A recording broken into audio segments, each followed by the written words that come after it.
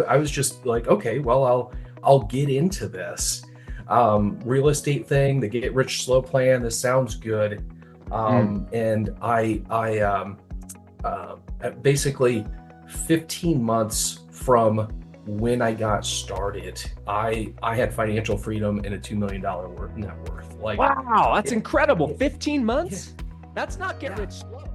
Hello, and welcome to the Infinite Financial Freedom Podcast, where we empower you with financial literacy and guide you on your journey to financial freedom. I'm Josh Mettle, and I'm very excited today to introduce you all to my friend Grant Shipman, a trailblazer, a true trailblazer in the co-living property management and investment space. I'm really excited to learn more about this. I know a little bit about this. We call it room rentals, usually happens around universities, but Grant has really taken this, I'll call it almost obscure part of the real estate market, and he's mastered it. He's in the middle of teaching a 5-day mastermind with a bunch of real estate investors on this topic. So we expect to get nothing but Grant's best today. Grant, let me just tell folks a little bit more about your background here really quickly, because I think there's some really interesting things here. So you were the founder of Living Smith, which is renowned for its industry-leading 97% lifetime occupancy rate. Now, if you're a real estate investor, 97% lifetime occupancy rate is pretty awesome. So we're going to find out more about that. Really innovative approaches to housing and climate changes. He's an educator. He's an author. He's a mentor. He created the first ever co-living course in 2019. And in this conversation, we're going to talk about how you can 5 to 10x your real estate investment return. So, Grant, with that introduction, how you doing? Man, I want to listen to this guy that you're having on. No, that was a great introduction. It's been such a ride, right? Like we were, before the show we were talking about, Robert Kiyosaki, and I got into real estate, and I was driving, a shitty Prius, delivering Domino's pizza, listening to all the audiobooks on real estate that I could get my hands on, which weren't many back then. Now it's like they just fall out of the sky.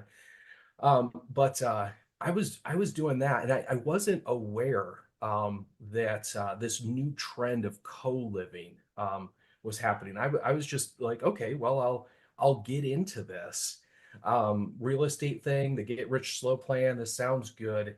Mm. And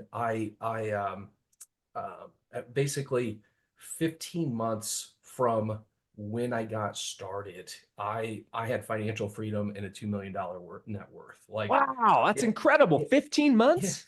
That's not get yeah. rich slow. No, no, and this is what shocked. Yeah, because I had done all the math, right? I had learned about everything, and hey, if you're going to do single family, you're going to get about this much per door. If you do multifamily, this much per door. So I did the math, and I was like, this will take me 10 years, Yep. which was daunting. But my goal, everything. I mean, from when I was a kindergartner, I grew up just being like, I want to get married, I want to be a dad, and I want to have this come home from work and have my kids run around my legs and say, "Where's my beautiful bride?" This is so much what I wanted, and Love it. so I thought, man, okay, 10 years, okay, that's a long time. And then it happened in 15 months, and I just little did I know then what was going on is there's been this trend, and it actually is, and I'd love to get into it if you want to, but Go for it. different from this room rental, these kind of things that have been happening forever and ever and ever. Um, this co-living trend, I fell into, and it was like a surfer, right? Like I'm riding a wave, but it's providing all the power. I just had to get in front of it. So it's quite exciting to say. Very cool. Well, for those some people who may not know what co-living is, let's define that really quickly. And then if you could also maybe on the tail end of that definition, how did you stumble? Like you kind of gave us a little bit of the background, but how did you stumble into this idea? Mm. Yeah. So co-living, there is you take a normal neighborhood house, and you can rent this out buy, just put one lease on it. That's the traditional long term. Sure. Yep. You could put a 30-day rented out, less than 30 days. That's short term. Um, and now there's a midterm, a few months, Yep. Mhm. there, that kind of thing. But what what this is that exact same neighborhood house is rented out when there's a lease on each room. And so it's selling pizza by the slice. So a house that would make maybe $2,900 on a long-term, one what traditional rental would Uh-huh. make $6,300 with co-living property management, so in rental strategy. So to say that that kind of draws the picture. And now what's important is, this distinction, because there's been, rent by the room, and actually, yeah, it's to say how I came upon it was, I was driving this Prius, and all the book said you got to build your team, build your team. So I got a lender, and the lender laughed at me. They're like, you can't get approved for a house. That's absurd, right? And I was like, I don't care. I'm going for it, right? I'm going for it. Like, and then the realtor, she's wondering, she's being real nice, but is this guy ever going to be able to buy a house? But I went to this house. It was in Loveland, Colorado, and when I got there, it surprised me because in the backyard there was a second house. Hmm. And I thought, ooh, like I've been learning to run my numbers. I thought, okay, how do I lease this out? I could put one lease on both houses. I could put, one lease on each house, so there's two leases. And then it dawned on me, wait, I could actually put one lease on each room. That would be another way to do it. So I ran some dummy ads on Craigslist, and in 24 hours, I had over 10 times the response to the lease on each room. So I got all excited. I Wow. was like, ooh, and this will make a lot of money. And just out of curiosity, like what were the let me try that again in English. What were the per room rental rates that you were advertising on Craigslist? Oh man, that the so room rentals, this is a great question because they don't follow the normal rental market, but Okay. they're always going to be, it doesn't matter where you're at, they're going to be 700 to $1,000 per room. If you're downtown Denver, Austin, $1,000. All right. But a lot of places they're going to be 750 to $800. Got it. And so I was a big time on mentors. Like I just didn't want to suffer my own learning curve. Well, avoid it as much as possible. So I went to my this real estate network and these mentors that, they're just proud that this kid who's, a pizza driver, right, is doing stuff or trying to. And I said, hey, I've got this exciting idea, check it out. And they're like, Grant, we get it, we get it, but rent by the room is notorious for high revenues, but like by the end of the month, your profits are gone. You've got all kinds of management headaches, and there's tenant conflict, there's property damage, high turnover, and unless you're called to it, it sucks. And, and That sounds like my conversation with my mother, who's my real estate investor partner. So she's listening right now. I'm glad we got that out early in the podcast. So how'd you get through that, Grant? well, this is what this real estate, there's a couple guys, they'd been doing this for, wow, like 30 years. There's a couple of guys that they were really well intentioned and they were right. But what they didn't know was I had actually spent, 20 years in the intentional living community. This is like housing co-ops, hippies, communes, house shares. These people are the OGs at strangers sharing a house, not because they have to, but because they want to.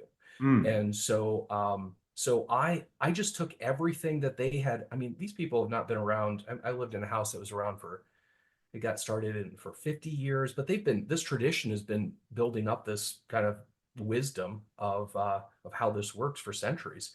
And so I just took all of their stuff and I translated it into the, property manager renter paradigm. And that's why, these houses, I mean, our average renter stays, about 26 months.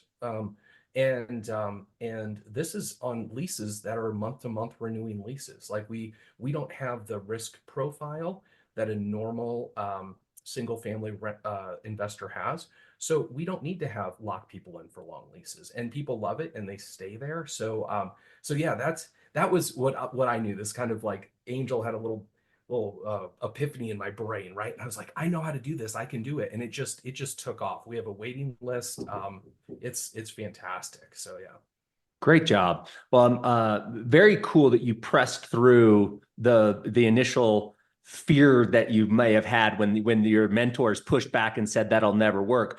Tell me, let's dive into that issue. I can see strangers sharing the same kitchen, the same communal bathrooms, perhaps, in the living room areas, the same backyard. I can see a lot of opportunity for conflict there. So, how do you navigate that, and how do you keep it so it's a positive environment when somebody Yeah. might be lazy and not do the dishes, and then somebody has OCD? Like, how do you navigate that space? Yeah, there is. So I call this question the $226 million question. How do you, That's yeah, got a ring to it. yeah, it's the reason is there is so co-living really and it really got going strong around 2011 with the rest of the share economy. So that's when Airbnb was taken off, Uber, etc. People didn't hear about it, but in 2012, Ali got founded as a $30 million startup. Then it turned into a $50 million startup. Star City, another $30 million startup. Common, $113,000 startup. But these companies were saying, how do we how do we not have tenant conflict? How do we get people to get along? And all of those companies have gone bankrupt. Actually, this in June, the Common Incorporated filed for bankruptcy. That's $113 million. And so your question though is such a key one. And this is what I mean, as much as I want to say, hey, co-living is amazing and you can do this. And it's not like a personality thing. Like all my property managers, I have a property management company that runs this, blah, blah, blah, like this. How do you set up a house? How do you manage a house? How does it do it? But the big thing that we do, and this is what I learned from the hippies, and I say that in a very positive way, is they we set up a house so it has a 40-point household system. So whenever there's a group of people living together, it doesn't matter if they're related or unrelated. They create what's called a household. It's the how do we live together. Some of these rules are Great. yeah, and so we just it just takes about a day before you rent the house out. Max 3 days, depending on the house. But you set up the house so the renters mostly run it themselves. And then what you do is you give them this thing called it's the tenant it's the conflict resolution process. So you want to hear a story about when some Heck people, yeah. yeah. Yeah. Yeah. So so there's so many good stories.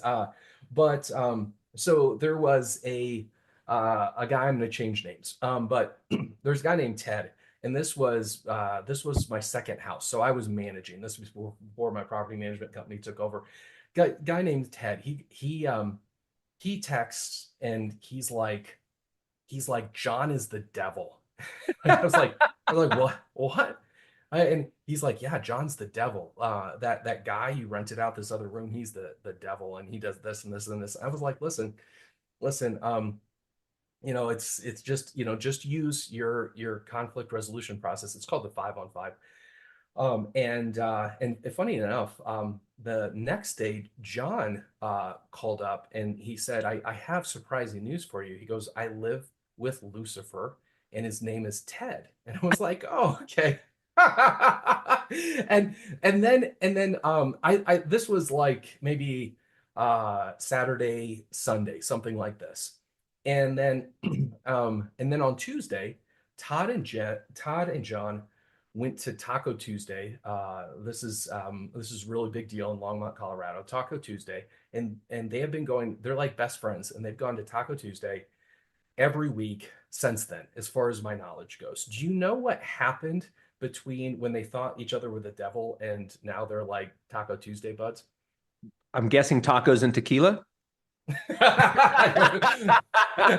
No, this is what happened is I have no clue, because conflict, you can do three things with it if you're a co-living investor. You can go bankrupt, which plenty of people have. You can run from it, there's, you can try to basically minimize conflict. Right. So some Avoid it. people, yeah, yeah, Yep.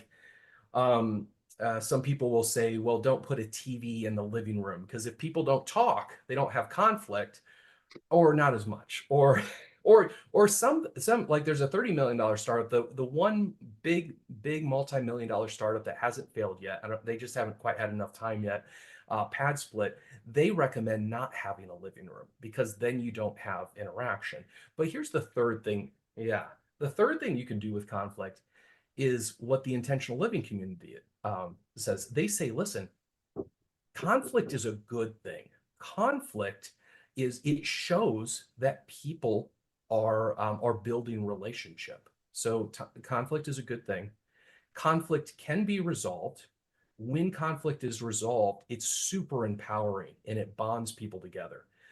But the last part is the people who are in the conflict have to resolve it themselves, right? Like, Mhm. if two brothers are in a fight and the mom yells at them to get along, that they didn't resolve that, right? Yep. So what's amazing is there's these investors or property managers, they're trying to solve people's conflicts for them, and it's a mess.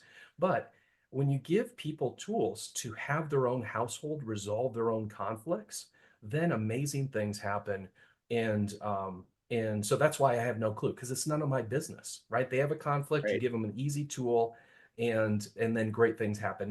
Now these houses, just like traditional households, people you're related with, all of that stuff, these people are not necessarily, best buds.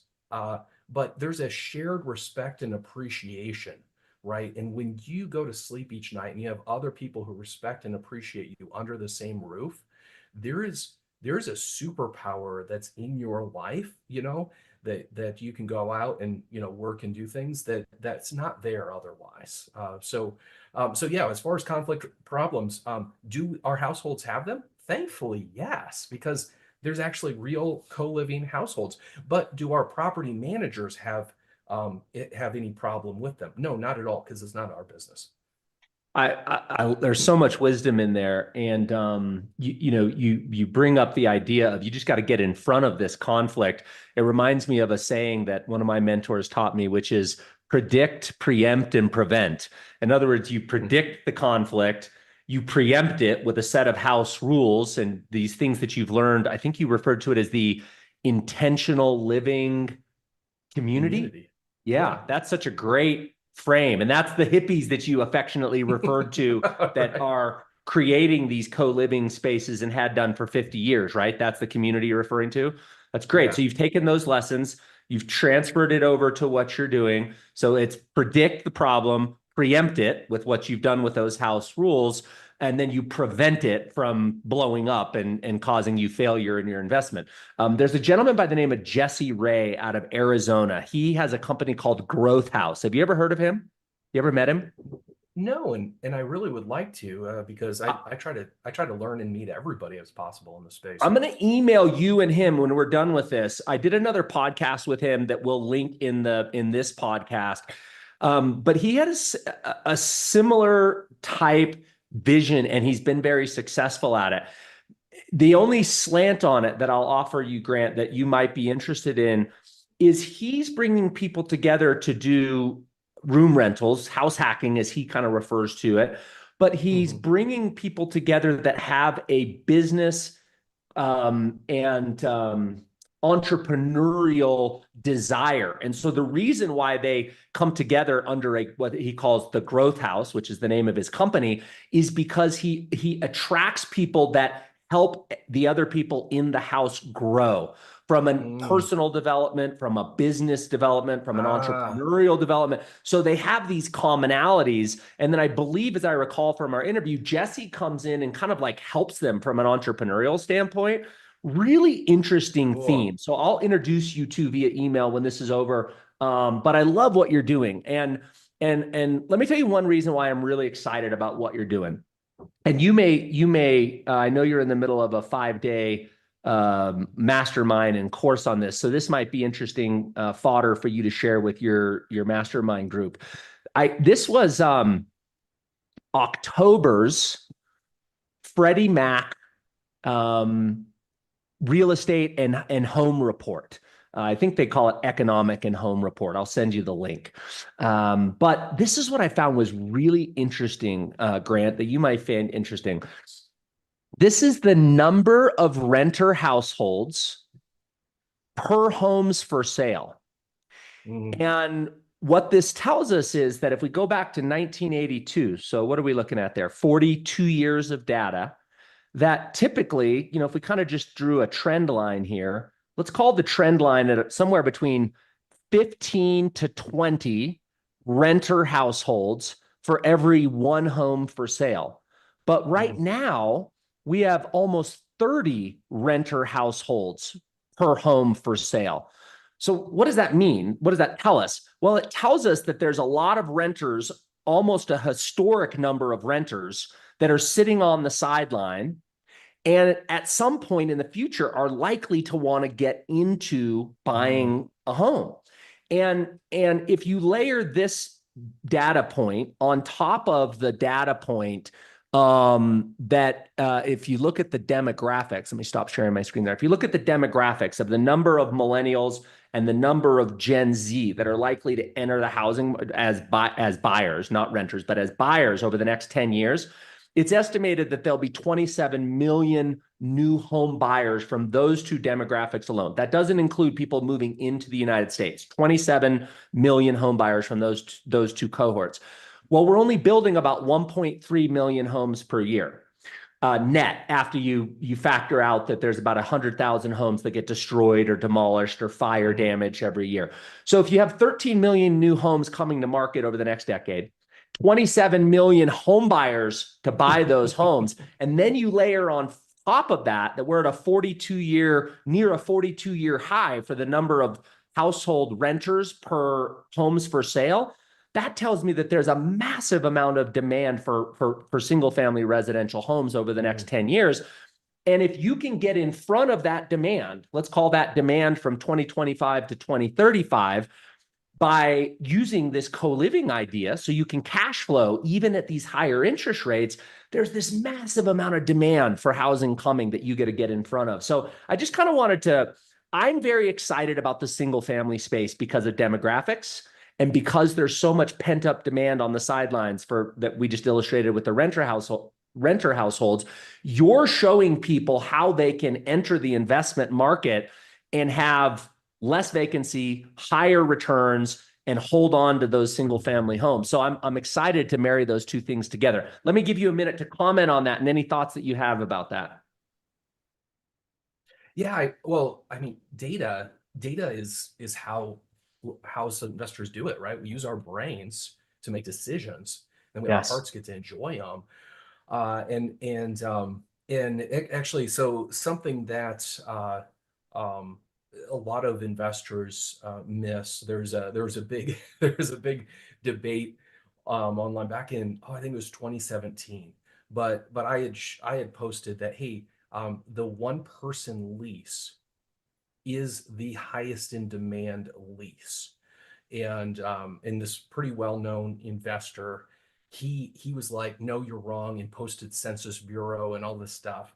And then and there was back and forth and people were involved. But what was big is he was absolutely right that the Census Bureau showed that it's more like about three and a half people per lease.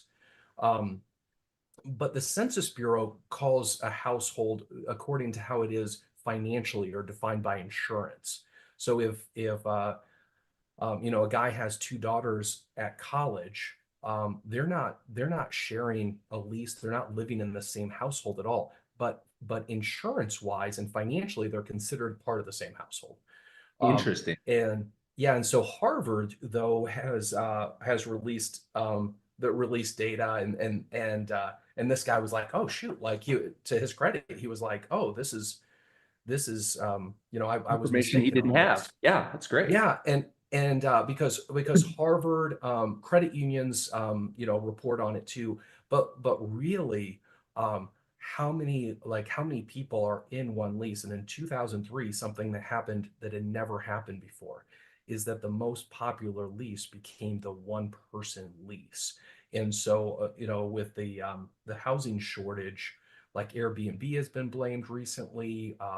Even the financial crisis and builders backing things off, the 66% I think was back in 2009. But really in 2003, when you had your a three-bedroom apartment that was being used by maybe three or four people or even two people, now is being used by one person, right? When the current inventory gets used differently, then that really impacts a housing shortage. So what you're sharing is, and I wanted to add too, like this, how people are using housing is different. And most people, I mean, most people would prefer to live with others if the pros outweigh the cons.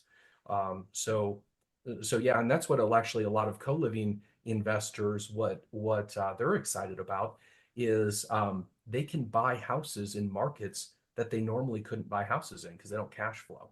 Um, Yes. or also the houses that they do have in their portfolio, they're having problems qualifying people to rent that house on one lease. So they can flip it into a co-living rental strategy. And now they have plenty of people who qualify to, they pay for a bedroom, but they get a whole big, beautiful house where the investor has that same house to asset manage, but now is making, double on it. So yeah, I mean, it'll be interesting to see how it plays out. But I love, oh man, like data is, it's exciting. Like, oh man. Yeah, I mean that's what we do, right? We try to figure out, are there more headwinds or tailwinds for this investment, and which one's going to win over the next 10 years, and Mhm. data helps us measure that. I want to ask you a little bit about the most ideal markets, like Mhm. the people that I think this is such a layup play for is somebody who might be in a current home. They've got a 3, 4, 5%, but let's just call it below market interest rate. And they're thinking about, for some one reason or another, they need to move. And they're Mhm. thinking to themselves, like, would it be possible for me to turn my current low interest rate home into an investment property and then leapfrog into my next owner occupied? So let's talk Mhm. about markets. Like, what markets are the ideal or less than ideal for co-living? Does it need to be near city centers, near colleges? What advice could you give us? Yeah, so maybe something that I didn't I didn't touch on before, and it has to do with I want to go back and touch on it because with the idea with universities, or does this need to be in big cities? So the with rent by the room, it's almost always been transitional housing. So for instance, student housing, right, Mhm. is transitional housing, Yep. or sober living or halfway housing for people who've been Mhm. in detentional centers. There's like rooming housing, for basically housing for the poor, or boarding houses. And some people will think, oh, this co-living is just rooming houses rebranded. It's just transitional housing. And and if they want to say that, cool. I make it really clear there's a new thing that's been happening. Like I said, co-living is not this transitional housing, which transitional housing is such an important housing in society. I actually have sober living housing, and it's important and it's great. I do not consider it co-living. co-living is this new thing where mainstream renters, they're not in transition, they're mainstream renters, are wanting to rent a room and live in this way, right? Where before transitional housing, even senior housing, for example, is transitional housing, and most transitional housing, people are only there because they kind of have to be, and they don't want to be there any longer than they need to be. Right. Maybe with the one exception, maybe senior housing, but even that, like, like assisted living center, nobody wants to be in that, right? Maybe they hope they can be there as long as possible, right? Because the alternative is less less enjoyable. But co-living, just to make it really clear, because co-living is for your mainstream renters. Like, I mean, like college professor, civil engineer, HVAC technician, waitress. We do have now, just because a co-living house um, is not student housing, doesn't mean that students couldn't live in that house, right? We'll have a student or two. Or I remember my third house, I had a woman who she was living with I think he was a civil engineer. There's six people in the house, and she had been homeless for 2 years in her car. Um, Wow. and nobody else knew that in the house, right? But I knew that as the property manager.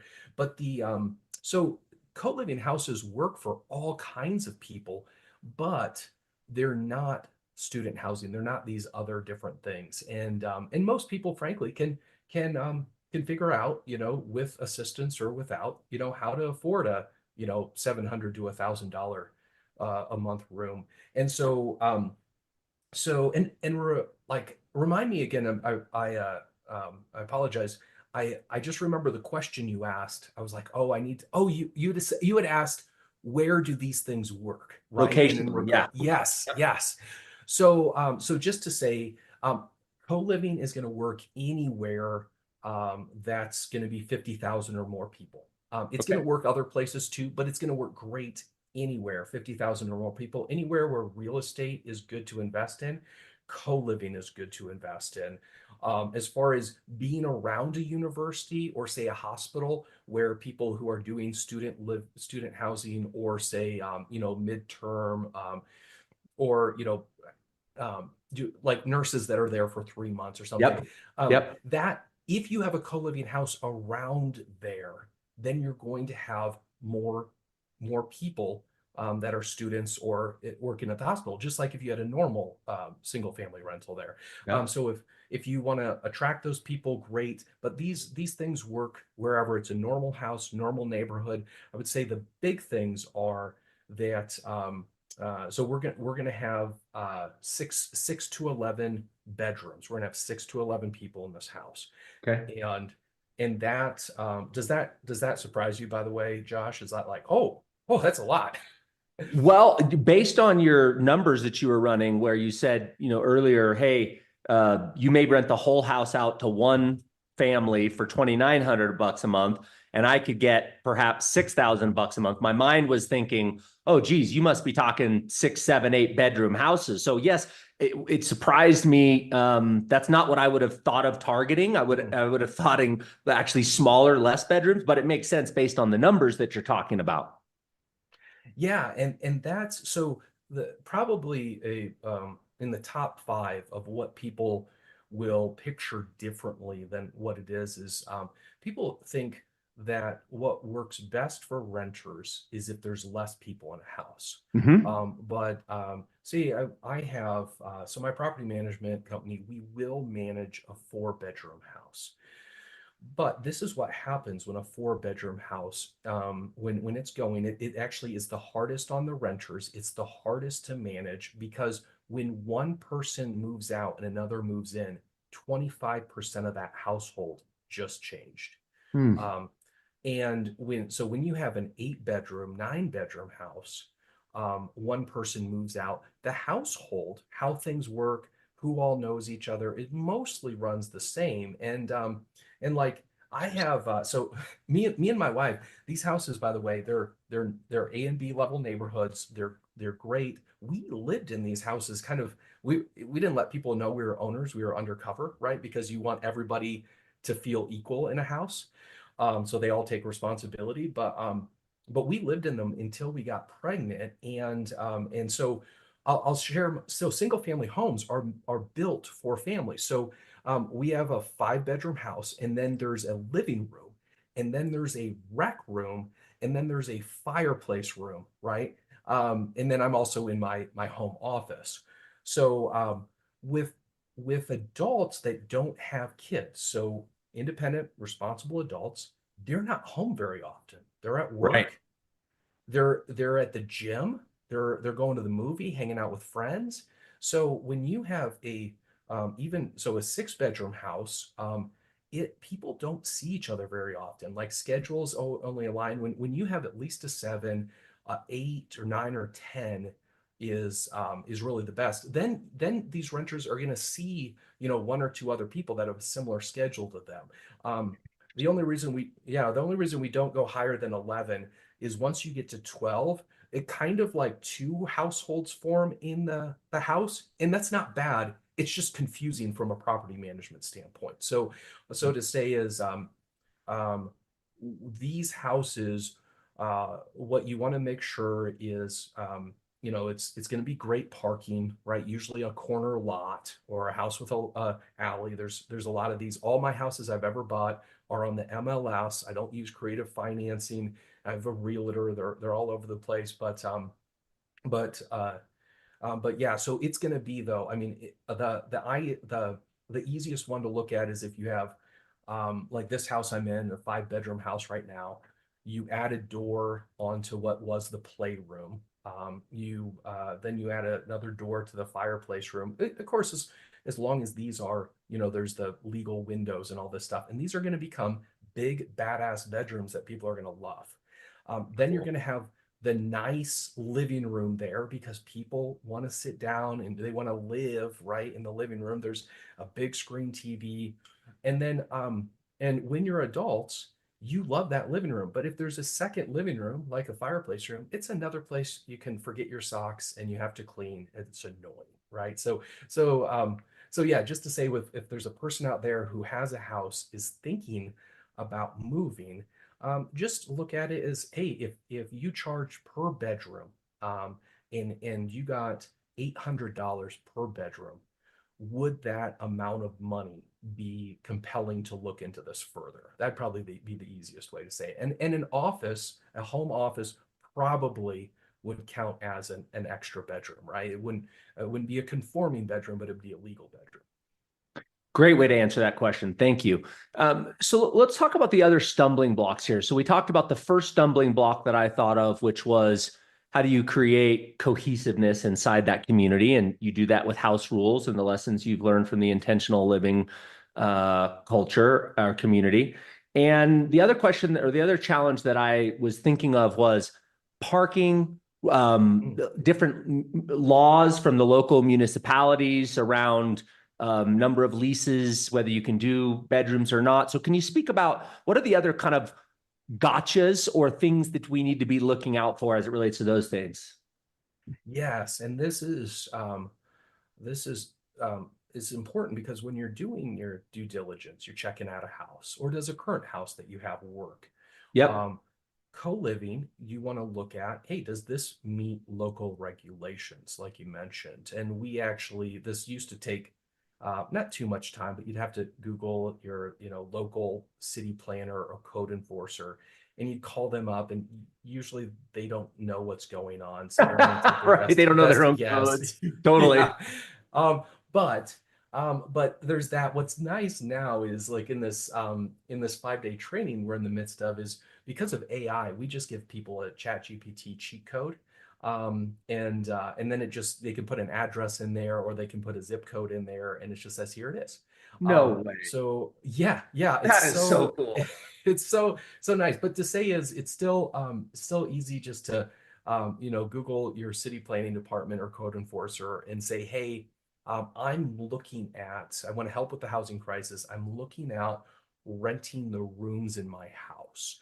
But I want to know what is the restrictions on unrelated adults sharing a house. And what's really great about this is just like the laws are kind of working against those of us in Airbnb investment, which that's my wife. She loves hospitality, yay, but the laws are restricting things more and Right. more. Um, but with co-living, there's this trend in the great direction. So, for instance, the Colorado just had a law passed July 1st that bans any regulations that restrict co-living. This is Great. also in Iowa, New York, California, Oregon, Washington. There's cities that are going, but this legislation, whether at a city council or statewide, they're all over the place because housing is such a challenge. And so when you take current inventory and you increase the density, it immediately helps solve the housing crisis. Immediately. It helps solve skyrocketing rents, right? And instead of somebody getting some crappy place, right? They get a nice house in a nice neighborhood for the price of a room. Like, holy Yep. moly. Win, win, win. All right, so that's great insight on it, on the legal restrictions. Let's talk about the parking restrictions. Any challenges with neighbors? What other Mm. gotchas are out there that we need to, be knowledgeable about? Yeah, I'll focus on two is so neighbors, like it is easy to lose neighbors trust even if you have a normal rental property, right, just a long term True. or Airbnb. Yep. And it is not it's not difficult to keep neighbors trust. So basically find a house that fits. So what our criteria is there's going to be one parking spot per um per room for rent. So only one person in a room, so one per parking spot, and you can't be double parked. So the driveway is only going to count as a two car driveway is only going to count as two parking spots. Got it. And and you can't be parking in front of a Right. neighbor's house. Now if so a corner lot works great. If there's a house on a curve, there's actually a lot of these houses that work really well. But when we're looking at houses or I'm helping investors decide, we're onboarding about 50 houses in the Denver area, my property management company coming up in January. This law that Congratulations. passed, now everybody's going crazy and there's about 100 houses, and I'm estimating that 50 to 60 of those will work for co-living, and the other ones won't. Because if you force a house, like for instance with the parking, that shouldn't work, and you make it work, you just made the neighbors mad. Yeah. And actually, the houses we have, either one, the neighbors don't know it's a co-living house because a lot of neighbors don't talk anymore, unfortunately. But the other one is a lot of neighbors actually appreciate it because now you've got 8 responsible adults there. The yard looks better than it ever did before you took over the house, right? Because you got two guys who are fighting over who gets to, mow the lawn and edge it or whatever. And so the parking is an important thing. The bathroom ratio, there has to be Yes. no more than 3 bedrooms to one accessible bathroom. Um, and then I would say the other gotcha is a little bit of a right now because investors are concerned about regulations, and there's some teaching going out there that I'd like to just help people avoid the pitfalls is is saying, hey, investors, don't worry about that. We do this membership agreement thing and blah, blah, blah. But basically, instead of having a lease with your renters, you have a membership agreement. And therefore, since you're not under tenant landlord laws anymore because you have a membership agreement, you can pack as many people as you want in that house. And and I've got a friend down in the Dallas Fort Worth area, and he's got the code enforcer, knocking on his door, and he can see it through his Ring doorbell. And the code enforcer is like, "Hey, how many people do you have in this house? Because there's only 3 unrelated people, unrelated adults in this area." And he's like, he's like, oh crap, because he's got 8 of these houses, right? Because a company told him, hey, you can do this, just use our membership agreements. And so I just want to kind of that got you out there is when you're a real estate investor, have a lease with your renters. It protects Heck you, it yes. protects them. Yeah. And it works great. And these are wonderful renters. There's plenty of wonderful houses. You can following the law is always the best way to do it because you don't want to just make money this year and have financial freedom this year. You want it in 10 years, 20 years, on and on.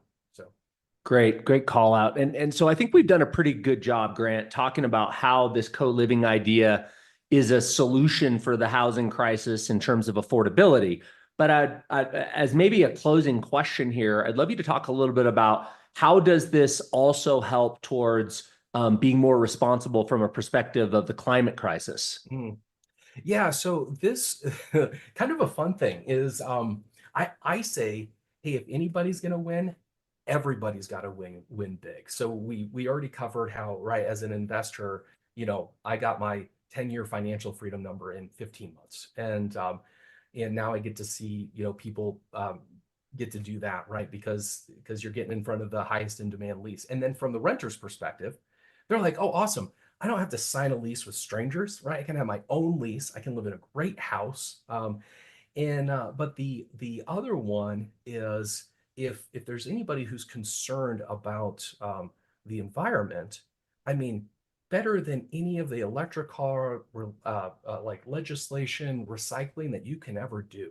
If suddenly you have one house with one HVAC unit um, with and you put it into a co-living house. And I know this because I came from the hippie world. There was a environmental consultant, and she just said, let's see, you have what was it? You've reduced the carbon footprint of these what would have been these 8 people um, by I think it was like lowered it to like 16%, I think. Makes So sense. if you have concerns about that or not, co-living investment just boom, like that's what happened.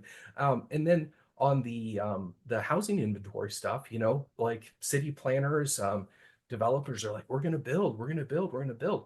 But like co-living, like help solve that problem the moment you start, you open up a co-living house. So yeah, it's also cool to like inadvertently have these fantastic things happen too.